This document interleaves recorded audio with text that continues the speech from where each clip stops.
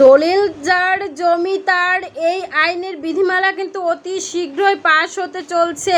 আইন মন্ত্রণালয় পর্যন্ত কিন্তু বিধিমালাটা গিয়েছে।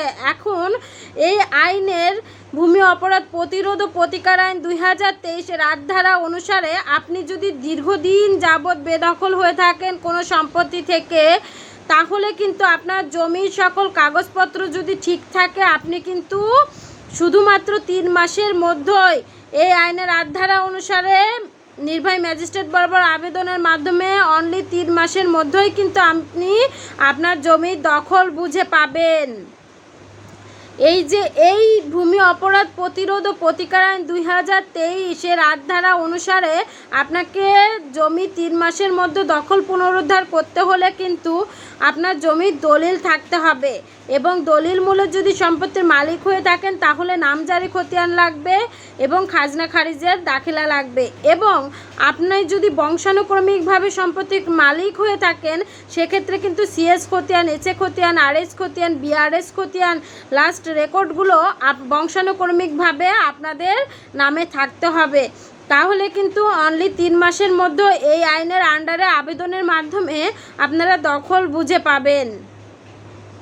তার মানে এই আইনের মূল কথা হচ্ছে যাকে অবৈধভাবে বেদখল করা হয়েছে, তার মানে আমার জমির কাগজপত্র সঠিক, আমার দখলে থাকার কথা ছিল, কিন্তু আমাকে অবৈধভাবে আইনের বিরোধিতা করে আমার দখল উচ্ছেদ করা হয়েছে। সেক্ষেত্রে আমি যদি এই আইনের 8 ধারা অনুসারে নির্বাহী ম্যাজিস্ট্রেট বরাবর আবেদন করি তাহলে কিন্তু আমার সকল কাগজপত্র যদি সঠিক থাকে আমাকে অনলি 3 মাসের মধ্যে দখলটা বুঝে দেওয়া হবে।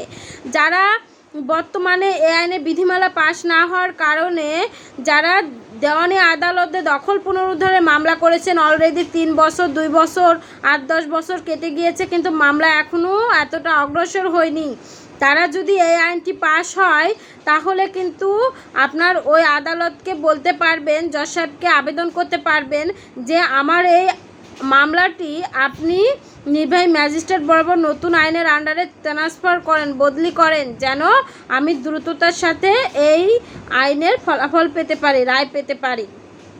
এই সুযোগটা কিন্তু এই আইনে রয়েছে। তবে আপনারা যারা অলরেডি দেওয়ানি আইনে মামলা করেছেন তারা কিন্তু এই নতুন আইনের আন্ডারে আর নতুন করে মামলা দায়ের করতে পারবেন না, তারা শুধুমাত্র মামলাটা বদলি করার জন্য আবেদন করতে পারবেন। এই যে দখল যার জমি তার, এই কথাটা কিন্তু এতদিন যাবৎ শক্তি দিয়ে মানুষরা বলতো, যারা হচ্ছে বেদখল করেছে তারা কিন্তু জমিদস্যু। এই জমিদস্যুরা কিন্তু আপনাদেরকে বলতো, শোনাতো যে দখল যার জমি তার, আমি ভোগ দখলে সম্পত্তির মালিক। এই কথাটার কিন্তু অবৈধ হয়ে গেল এই নতুন ভূমি অপরাধ প্রতিরোধ ও প্রতিকার আইন 2023-এর আন্ডারে। তার মানে যার কোনো শক্তি নেই, সামর্থ্য নেই, লোকবল নেই, যে গরিব অসহায়, সেও কিন্তু জমিদস্যুকে, ভূমিদস্যুকে বলে দিতে পারবে যে দলিল যার জমি তার। কেন? কারণ নতুন আইন যে পাশ হয়েছে সেই নতুন আইনের আন্ডারে কিন্তু দলিল থাকা মানেই আপনি বছরের পর বছর মামলা করা লাগবে না, টাকা খরচ করা লাগবে না, আদালতে দৌড়ানো লাগবে না, অনলি 3 মাসের মধ্যেই দখলটা পুনরুদ্ধার করতে পারবেন। যারা আমার সঙ্গে আইনি বিষয়ে কথা বলতে চাচ্ছেন তারা স্ক্রিনে দেওয়া হোয়াটসঅ্যাপ নাম্বারে আমার সঙ্গে যোগাযোগ করতে পারবেন। আমি ঢাকা জজ কোর্টের একজন আইনজীবী। ধন্যবাদ।